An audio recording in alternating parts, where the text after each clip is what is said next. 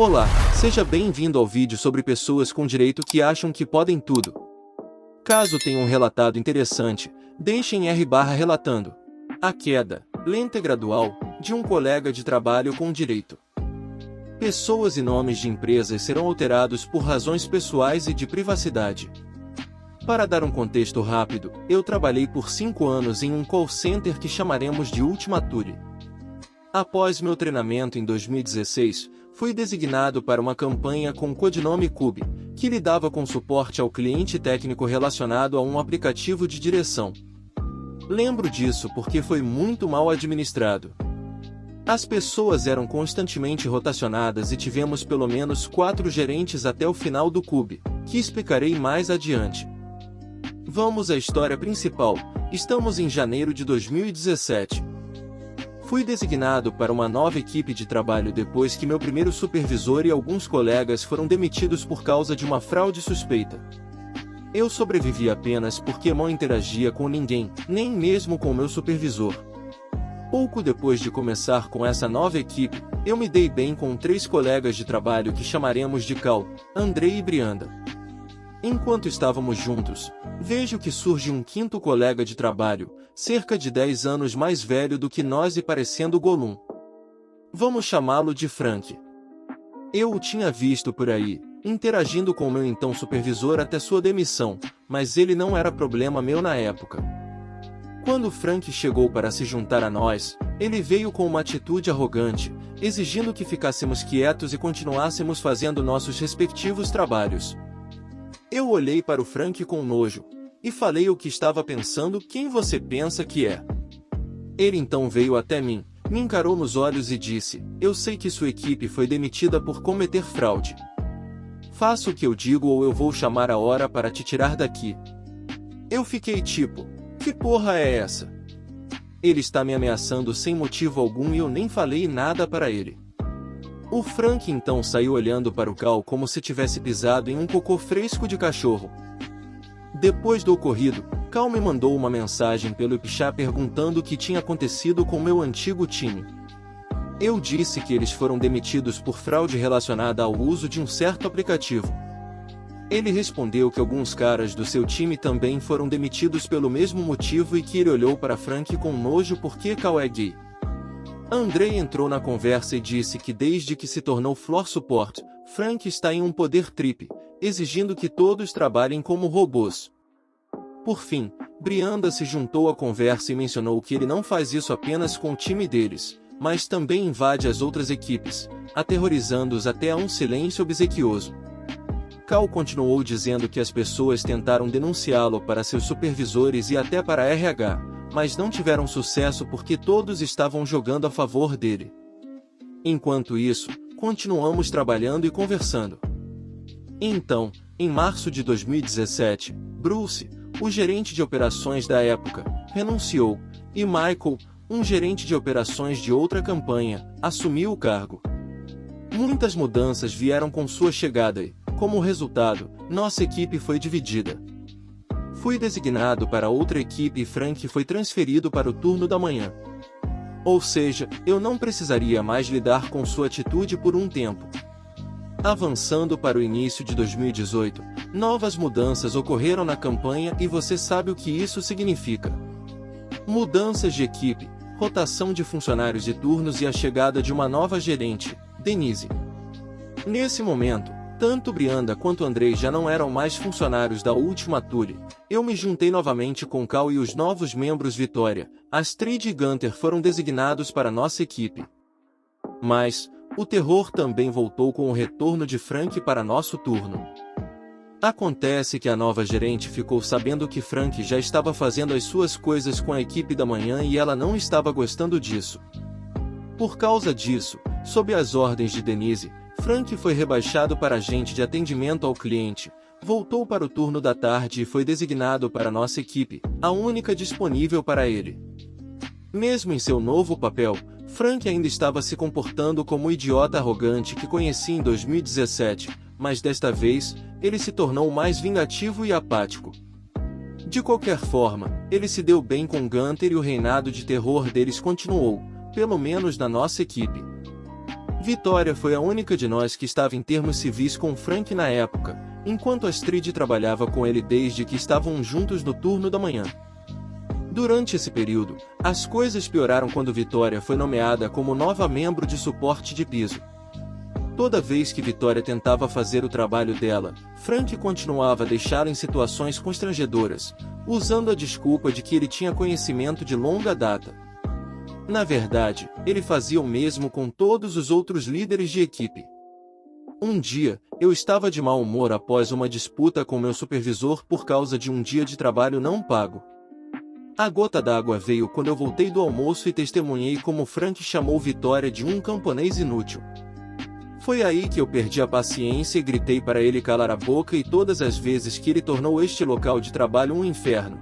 E se não fosse porque ele tinha toda a equipe na palma da mão dele, eu pessoalmente te mandaria para o inferno. Meu supervisor viu isso, acabou com a briga e Vitória, Frank e eu fomos chamados para testemunhar na RH sobre o que aconteceu. Esperando pelo pior, já que Frank ainda era amigo da equipe de RH, eu fui chamado e Denise estava lá, juntamente com o representante de RH que lidou com esse caso. Depois de ouvir a versão de Frank e Vitória sobre o incidente inteiro, e Frank tentando convencê-los a me demitir, eu dei a minha versão do que aconteceu. Denise também trouxe algumas evidências em vídeo de que Frank foi o idiota aqui. Tanto Denise quanto o representante de RH me deixaram ir embora com apenas um aviso verbal sobre linguagem vulgar, enquanto Vitória se demitiu para o cargo de agente de atendimento ao cliente devido ao trauma que sofreu. Frank acabou sendo suspenso por uma semana e foi transferido para o turno da noite, seguido por Gunter. O restante do período foi tranquilo na maior parte do tempo. Pulando para março de 2020, eu, Cal e Astrid ainda estávamos trabalhando juntos, mas Vitória acabou saindo do emprego. Frank e Gunter foram transferidos de volta para o turno da tarde. Nessa época, nós não tínhamos muito contato com eles, porque Frank nos fez passar por muita coisa. Como se sabe, a pandemia de Covid-19 já havia começado e estávamos no processo de trabalhar em casa, o que significa que não teríamos que ter nenhum contato com Frank. O tempo passou e nos acostumamos a trabalhar em casa. O único contato que tínhamos era entre a nossa equipe, o nosso supervisor e o nosso suporte de piso. Mas isso não durou muito tempo. Em 1º de junho, recebemos um link para uma reunião no Microsoft Teams. Para resumir, fomos informados que, devido às múltiplas complicações que a pandemia causou na campanha, o cliente, que conectou a empresa ao Ultimatuli, decidiu encerrar o Cube. Chegamos a novembro de 2022, e eu já não trabalhava mais na Ultimatuli desde junho de 2021. Eu comecei a trabalhar em outra empresa. O Cal fez uma festinha na casa dele e convidou antigos colegas de trabalho, incluindo eu, a Vitória, o Andrei, a Astrid e o Gunter. E para minha surpresa, até a Denise foi convidada. Nós bebemos e conversamos agradavelmente. Foi nesse momento que o Gunter revelou o destino do Frank. Ele disse que cortou relações com o Frank alguns meses depois de serem dispensados, porque o Frank estava ficando insuportável e culpando a gente pela situação atual dele. O Gunter também revelou que o Frank não conseguiu encontrar outro emprego, não conseguia mais pagar o aluguel e acabou sendo despejado. Então o Frank agora está sem teto. Essa foi a última vez que soubemos dele. Não me sinto mal com o destino dele, mas também não sinto vontade de comemorar. No final, a única vítima aqui foi o Frank, que fez tudo isso a si mesmo. Cliente autorizado exige garantia louca. Isso aconteceu por volta de 2011 ou 2012. Eu trabalhava para um empreiteiro elétrico e era a pessoa responsável por instalar carregadores de veículos elétricos. Estávamos trabalhando com outra empresa que gerenciava bolsas do governo para cobrir os custos de instalação desses carregadores como incentivo para as pessoas comprarem carros elétricos. Em circunstâncias normais, se alguém tivesse espaço em seu painel e o carregador estivesse a 10 e 15 pés de distância, poderíamos fazer a instalação gratuitamente. O incentivo era de $1.200. Diria que 75% das instalações foram gratuitas. Se não fossem, o incentivo seria aplicado e eles pagariam a diferença. Havia um cliente que nunca vou esquecer porque era tão mesquinho e exigente. Um dos meus eletricistas foi visitar a casa e tirou fotos, dimensões, etc. para que eu pudesse fazer orçamento. Essa foi praticamente uma das piores situações. O quadro elétrico ficava no banheiro, dentro da parede, atrás de um espelho, como uma passagem secreta, sobre o vaso sanitário. Violação grave do código elétrico. Para executar a instalação, teríamos que sair da parte de trás do quadro, descer para o espaço de rastreamento, sair da casa novamente, passar por um canteiro elevado ao lado da casa, subir uma calçada e chegar na garagem. Então, iríamos montar um pequeno quadro elétrico. Ele queria um quadro para poder adicionar luzes e energia à garagem, e, finalmente, instalar o carregador.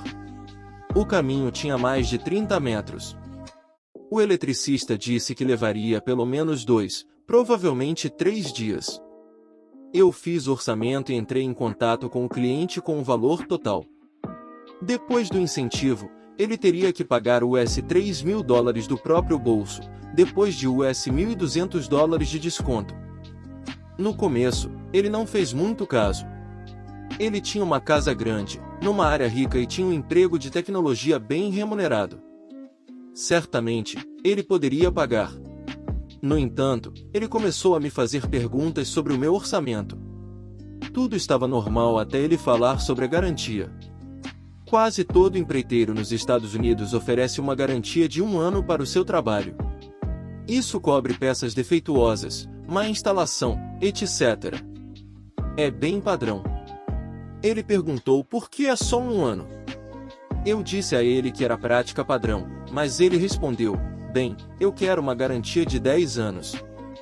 Eu disse a ele que isso era impossível e que eu seria demitido se oferecesse isso. Ele reclamou mais um pouco e disse que deveríamos comprometer em 2 anos. Novamente, eu disse não. Eu não tinha autoridade para estender a garantia e esse tipo de coisa era impensável. As únicas garantias estendidas que eu já ouvi falar foram para trabalhos de 8 ou 9 dígitos e isso era uma condição antes de licitar. Mesmo assim, muito raro. Depois que ele percebeu que essa opção não iria funcionar, ele começou a me perguntar sobre a garantia dos materiais. O carregador em si tinha uma garantia de 5 anos e o fio e o tubo tinham uma garantia de cerca de 10 anos. Eu disse a ele que a garantia do fio e do tubo seria a responsabilidade dele e só cobriria o material, sem cobrir a mão de obra.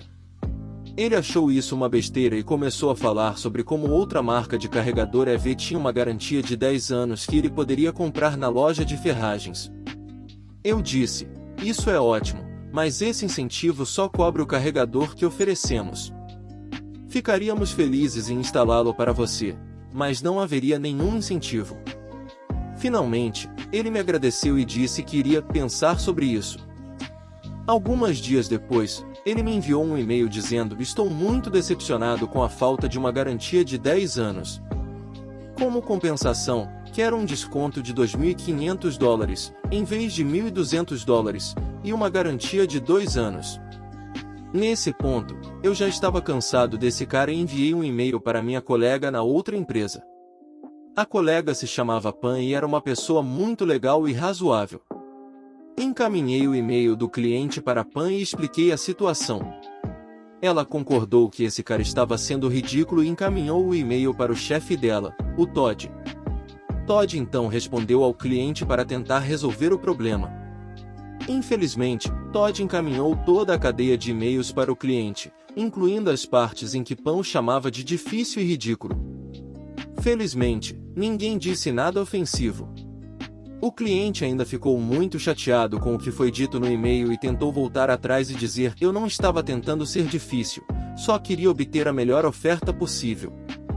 Todd finalmente percebeu a besteira que estava acontecendo e simplesmente disse: sinto muito que você esteja decepcionado, mas acho que nossos serviços não são o que você está procurando. Sugiro que você siga em frente com o seu carregador alternativo para obter a melhor oferta possível. E assim, finalmente nos livramos desse cara. Bloqueei-o no meu telefone e e-mail e nunca mais ouvi falar dele.